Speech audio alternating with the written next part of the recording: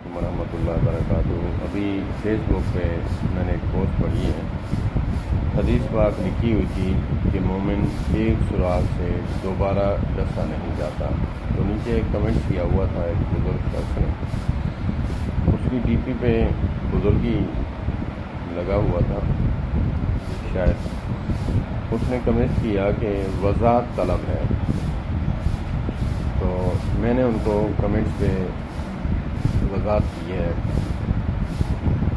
کہ یہ حدیث پاک ایسی ہے کہ قیامت تک کے لیے ہمارے لیے مشعل راہ ہے۔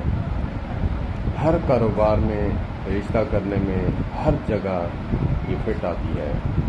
وہ کیسے؟ جیسے کسی پارٹنر کے ساتھ کاروبار کیا، پھر اس کے ساتھ اللہ نہ کرے انبن ہو گئی، پھر کافی عرصے کے بعد آپ اس کے ساتھ اتحاد کرنے لگے یا پھر صلح ہو گئی، پھر اگر آپ اس کے ساتھ کاروبار کرتے ہیں تو آپ میں مومن والی صفات نہیں ہے۔ رشتہ کسی کے ساتھ کیا تو ایک فیملی میں رشتہ کیا، اللہ نہ کرے ان کے ساتھ انبن ہو گئی، آپ کی بیٹی کو طلاق ہو گئی، اللہ پاک سب کی بیٹیوں کی حفاظت فرمائے، ان پہ اچھے نصیب فرمائے۔ اگر اس کو طلاق ہو گئی تو اسی فیملی میں پھر دوبارہ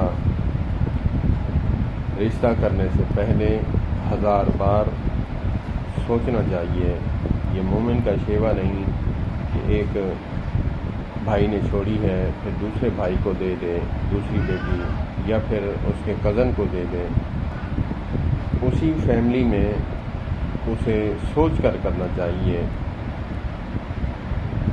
آپ جس شعبے میں رہتے ہیں اس حدیث پاک کو جو ہے آپ پھیلا سکتے ہیں۔ اللہ پاک ہمیں حدیث پاک پر عمل کرنے کی توفیق عطا فرمائے۔ واللہ اعلم بالصواب۔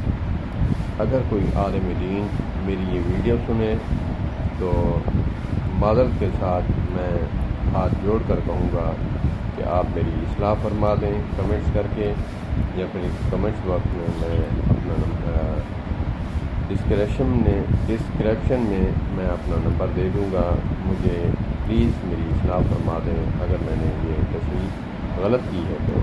السلام علیکم ورحمۃ اللہ وبرکاتہ۔